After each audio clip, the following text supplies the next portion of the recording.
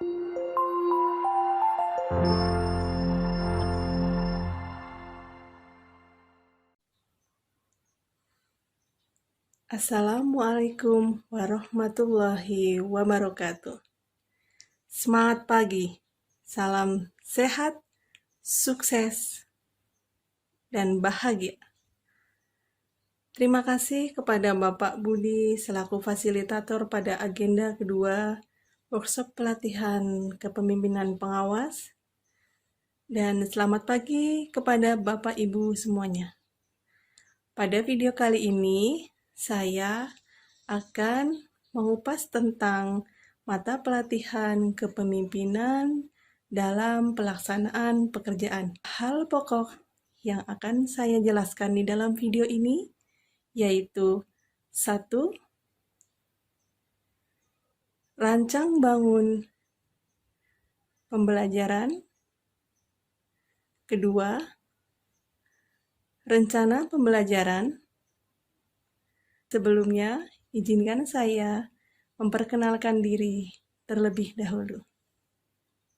Assalamualaikum warahmatullahi wabarakatuh. Halo semuanya, semangat pagi. Izinkan saya memperkenalkan diri. Nama saya adalah Eka Prasetya Riauningrum. Saya biasanya dipanggil dengan nama Eka.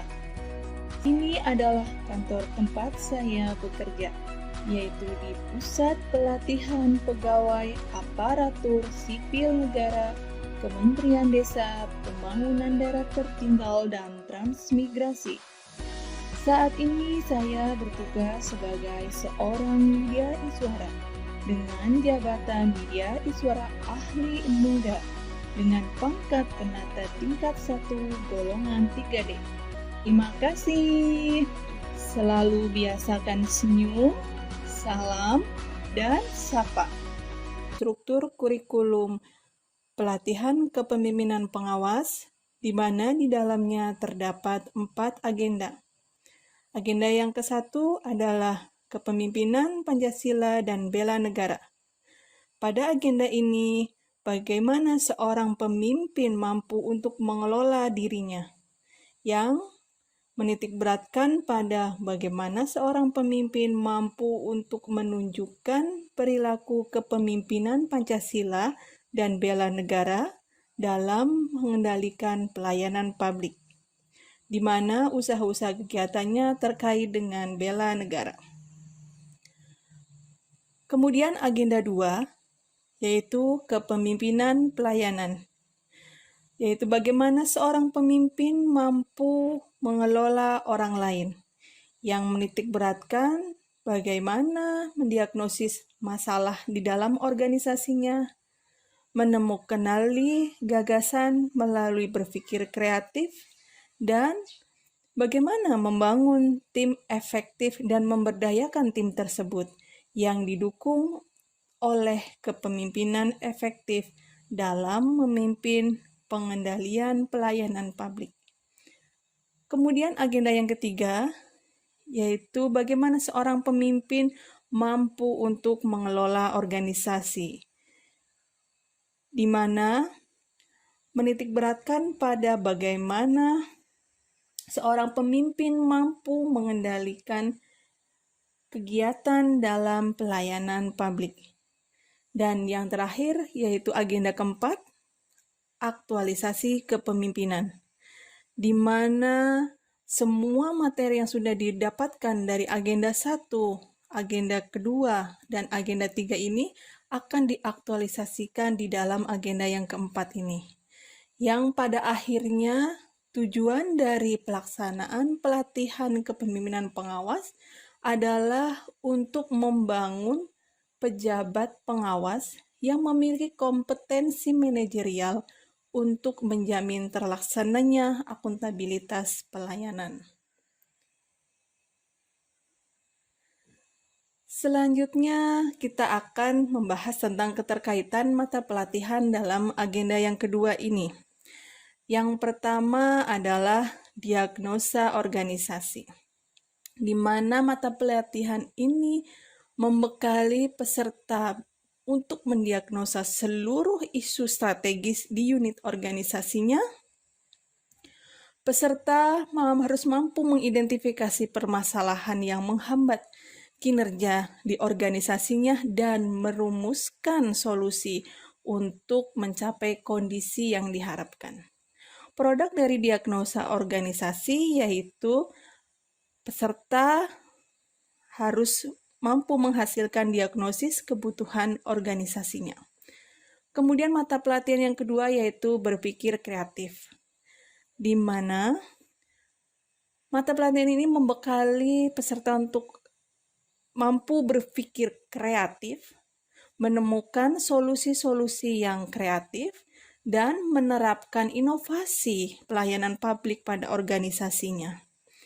Di mana produk dari mata pelatihan ini adalah strategi inovasi, baik yang dilakukan dengan cara menerapkan pertanyaan 5W 1H atau peserta dapat menggunakan kanvas model inovasi. Yang selanjutnya adalah mata pelatihan membangun tim efektif, di mana mata pelatihan ini membekali peserta untuk mampu membangun tim efektif, membangun tim agile yang akan melaksanakan strategi inovasi yang dilakukan, di mana produknya adalah tim agile yang akan mengeksekusi strategi inovasi yang sudah ditetapkan. Kemudian yang terakhir adalah mata pelatihan kepemimpinan dalam pelaksanaan pekerjaan. Semua yang sudah dilakukan mulai dari mendiagnosa organisasi, mendiagnosa kebutuhan organisasi, kemudian melahirkan inovasi, kemudian sudah dibentuknya tim, tetapi jika tidak ada kepemimpinan yang efektif, maka semua tidak bisa dilakukan dengan baik.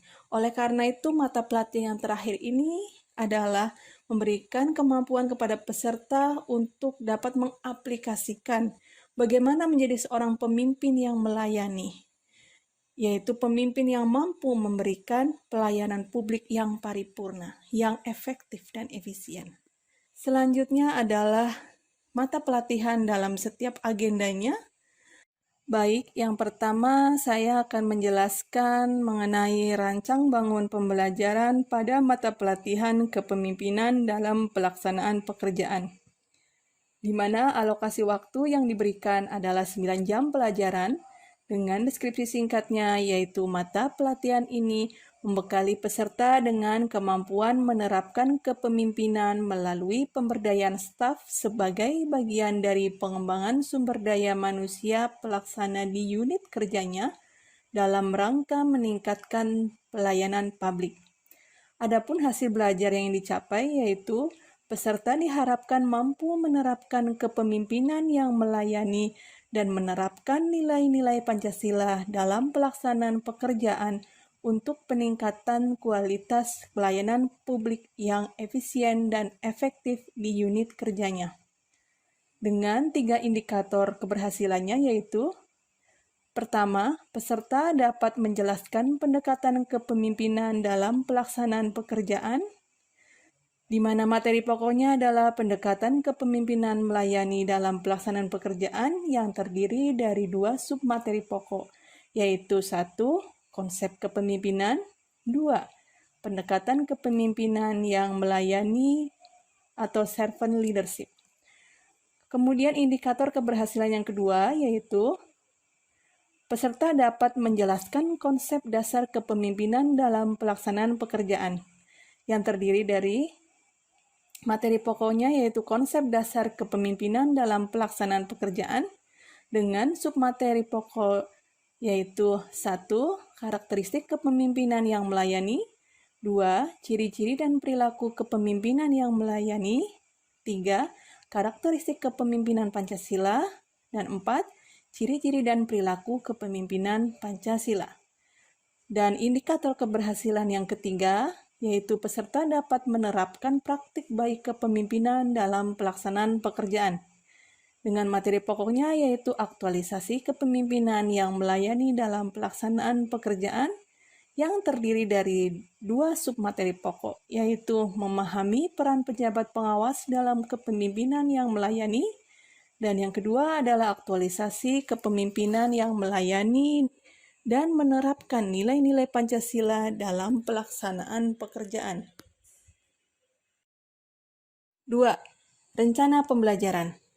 Baik, saya akan menjelaskan skenario pembelajaran pada mata pelatihan kepemimpinan dalam pelaksanaan pekerjaan, di mana mata pelatihan ini akan diberikan dengan metode full e-learning dengan 3 waktu atau sesi pembelajaran.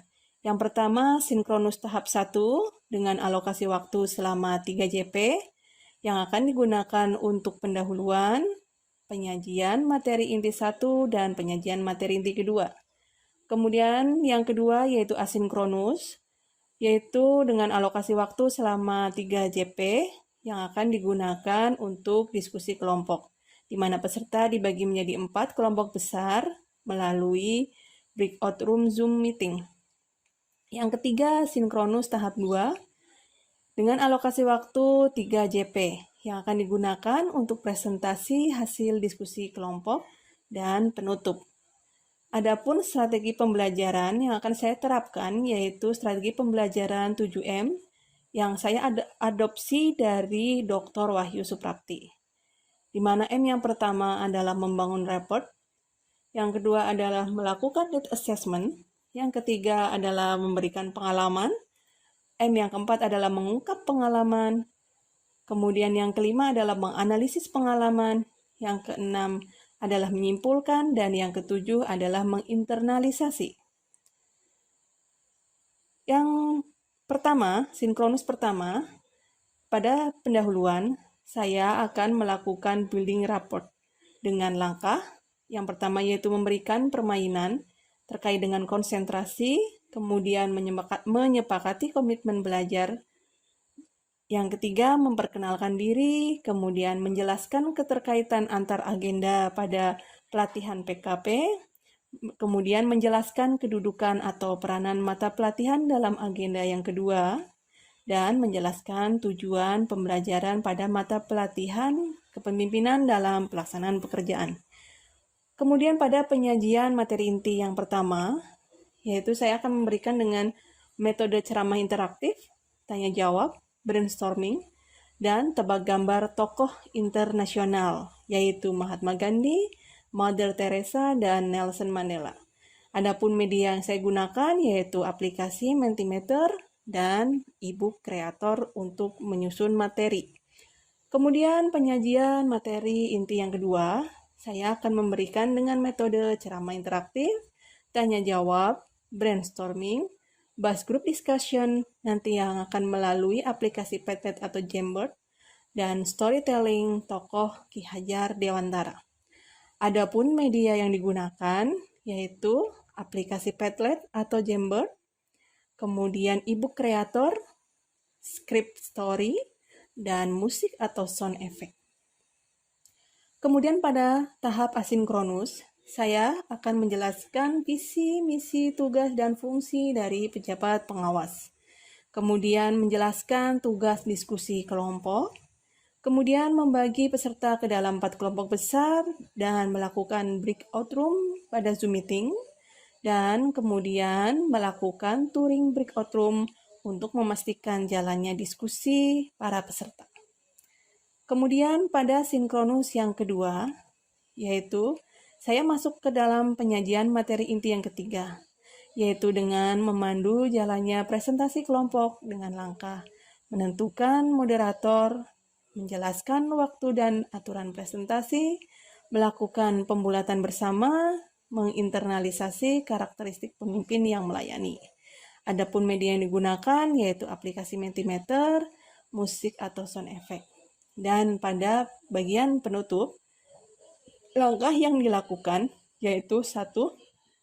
Memberikan umpan balik pada peserta berupa pertanyaan evaluasi yang akan saya gunakan dengan menggunakan aplikasi Wheel of Names, kemudian menarik kesimpulan atau rangkuman secara bersama peserta, Yang ketiga, memberikan motivasi dan apresiasi kepada peserta. Dengan media yang digunakan yaitu aplikasi Wheel of Names, aplikasi Mentimeter, dan e-book Creator. Baik, untuk detail dari skenario pembelajaran tertera pada rencana pembelajaran pada bagian kegiatan belajar mengajar berikut ini.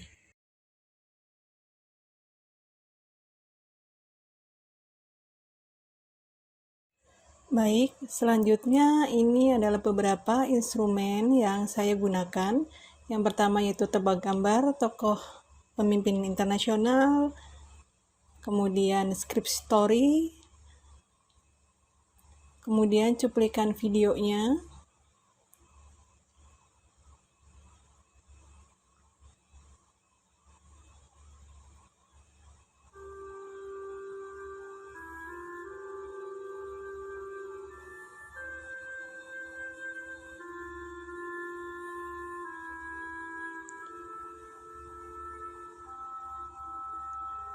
kemudian ini adalah form analisis yang akan digunakan pada saat diskusi kelompok.